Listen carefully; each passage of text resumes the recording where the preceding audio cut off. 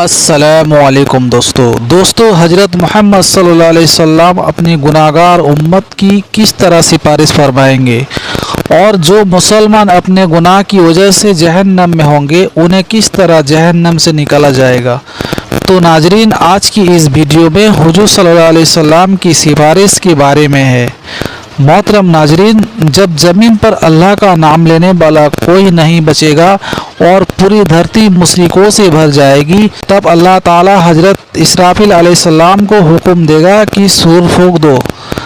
اللہ تعالی نے قرآن کریم میں کئی جگہ قیامت کے دن کے بھینکر منظر کی ذکر فرمایا ہے۔ ان میں سب سے بڑی اور ڈراونا منظر وہ ہوگا جب حضرت اسرافیل علیہ السلام کو سور پھونکنے کا حکم ملے گا۔ سور پھونکنا ایسا واقعہ ہوگا کہ آسمان اور زمین کی ہر مخلوق کانپ اٹھے گی۔ اللہ تعالیٰ قرآن مجید میں فرماتے ہیں اور سور پھونکا جائے گا، جو کچھ آسمان میں ہے اور جو کچھ زمین میں ہے سب بے ہوش ہو جائیں گے سوائے ان کے جسے اللہ چاہے۔ یہ پہلا سور دنیا کے ختم ہونے کا پہلا آواز ہوگا۔ پہاڑ ٹکڑے ٹکڑے ہو جائیں گے، سمندر ابل پڑے گی اور آسمان پھٹ جائے گا، ہر چیز تباہی ہو جائے گی۔ پھر اللہ کے حکم سے دوسرے سور پھونکا جائے گا۔ وہ لمحہ ہوگا جب زمین اپنے اندر چھپے ہوئے تمام مرد اور عورت کو دوبارہ باہر نکالا ہوگا۔ رسول اللہ صلی اللہ علیہ وسلم نے فرمایا، پھر اللہ آسمان سے پانی برسائے گا اور لوگ اس سے ایسے اگیں گے جیسے زمین سے ہری گھاس اگتے ہیں۔ حضرت عائشہ رضی اللہ تعالیٰ عنہ فرماتے ہیں کہ میں نے رسول اللہ صلی اللہ علیہ وسلم کو ارشاد فرماتے ہوئے سنا، قیامت کے دن لوگوں کو ننگا پاؤں بنا کپڑے کے اور بنا ختنہ کے اٹھایا جائے گا، میدان حشر کی طرف لے جایا جائے گا۔ میں نے عرض کیا، یا رسول اللہ صلی اللہ علیہ وسلم، مرد اور عورت سب ساتھ ہوں گے، کیا وہ ایک دوسرے کو دیکھیں گے؟ آپ صلی اللہ علیہ وسلم نے ارشاد فرمایا، اے عائشہ، معاملہ اتنا سخت ہوگا کسی کو ان کی طرف دھیان ہی نہیں جائے گی۔ لوگ قبر سے اٹھیں گے تو زمین کو بالکل سمتل کر دیا جائے گا، سورج کو بہت قریب کر دیا جائے گا اور ڈر اور پریشانی کا ایسا عالم ہوگا کہ ہر انسان اپنے نیکیوں اور گناہ کے انجام میں ڈوبے ہوں گے۔ جب لوگوں کو دوبارہ زندہ کیا جائے گا تو وہ موجودہ زمین ختم ہو چکی ہوگی۔ اللہ تعالیٰ ایک نئے آسمان پیدا فرمائیں گے اور زمین بالکل سفید اور سمتل ہوں گے، نہ اس پر پہاڑ ہوگا، نہ پیڑ، نہ گڈھے۔ پھر تمام لوگ میدان حشر کی طرف چل پڑیں گے۔ حدیث میں آتا ہے کہ لوگ الگ الگ حالتوں میں ہوں گے۔ کچھ لوگ اونچے سواری پر ہوں گے، یہ وہ لوگ ہوں گے جو دنیا میں اللہ کے نیک بندے تھے۔ کچھ لوگ پیدل چلنے والے ہوں گے، یہ وہ لوگ ہوں گے جو زیادہ تر توحید ہوں گے۔ کچھ لوگ پیدل چل رہے ہوں گے، یہ عام لوگوں کی زیادہ تر تعداد ہوں گے۔ کچھ لوگ گھٹنے کی بل گھسٹتے ہوئے آئیں گے، یہ وہ لوگ ہوں گے جس کی نیکیاں کم اور گناہ زیادہ ہوں گے، اور کچھ لوگ چہرے کے بل گھسٹتے جائیں گے۔ رسول صلی اللہ علیہ وسلم نے فرمایا، قیامت کے دن سورج کو مخلوق کے اتنے قریب کر دیا جائے گا کہ وہ اس سے 1 میل کی دوری پر ہوں گے۔ لوگ اپنے اپنے عمل کے مطابق پسینہ میں ڈوبے ہوں گے۔ کسی کا پسینہ ٹخنوں تک ہوگا، کسی کا گھٹنے تک، کسی کا کمر تک، اور کچھ لوگ ایسے ہوں گے جس کا پسینہ لگام کی طرح منہ تک پہنچ جائے گا۔ وہ دن 50,000 سال کے برابر ہوگا۔ ہر طرف سخت گرم اور تکلیف ہوں گے۔ اس وقت کچھ لوگ کہیں گے، کیا تم نہیں دیکھتے کہ ہم کس حالت میں ہیں؟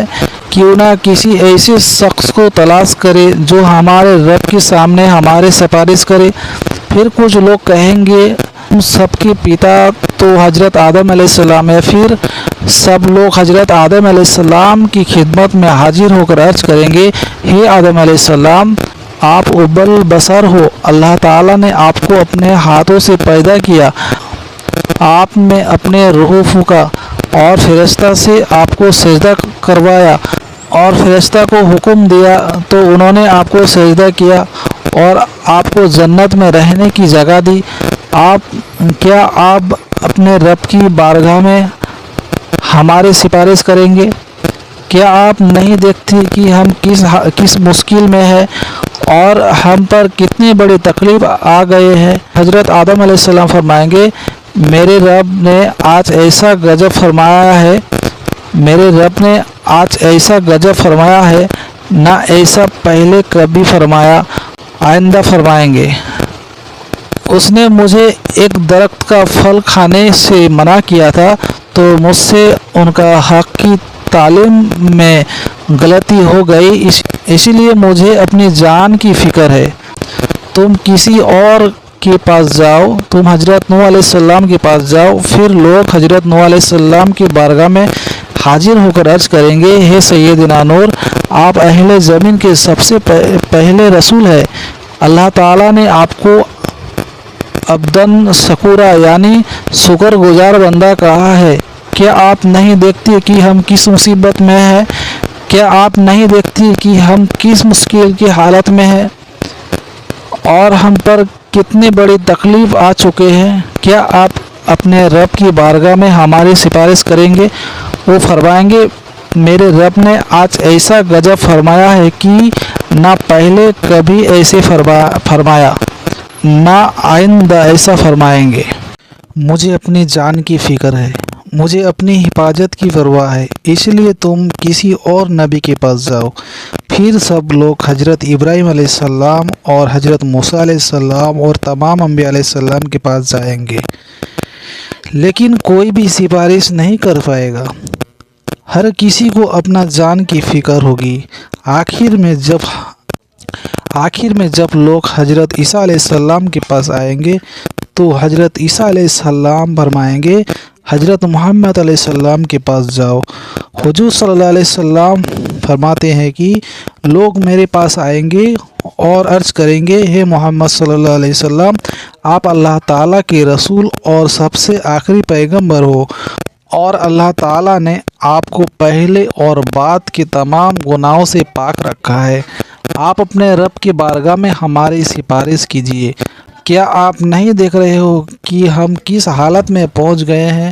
حضور صلی اللہ علیہ وسلم نے ارشاد فرمایا، میں آگے بڑھوں گا اور عرش کے نیچے پہنچ کر اپنے رب کے سامنے سجدہ رنج ہو جاؤں گا۔ پھر اللہ تعالیٰ مجھ پر اپنی حمد اور ثنا اور حسن تعریف کی ایسے کلمات کھولیں گے جو مجھ سے پہلے کسی اور پر نہیں کھولے گئے تھے۔ پھر کہا جائے گا، ہے محمد، اپنے سر اٹھاؤ، سوال کیجئے، آپ کو عطا کیا جائے گا، اور سفارش کیجئے، آپ کی سفارش قبول کی جائے گی، میری سفارش قبول ہو جائے گی، اور پھر اللہ تعالیٰ حساب کتاب شروع فرمائیں گے۔